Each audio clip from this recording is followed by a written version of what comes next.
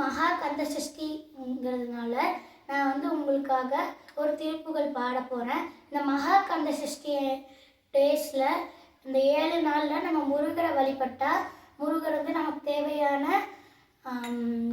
அருளை அருள்வார். அதனால் இன்றைக்கி நான் முதல் நாள் ஒரு பொது திருப்புகழ் உங்களுக்காக பாட போகிறேன். நீலங்கள் மேகத்தின் மயில் மீது நீ வந்த வாழ்வை கண்டதனாலே, நீலங்கள் மேகத்தின் மயில் மீது நீ வந்த வாழ்வை கண்டதனாலே,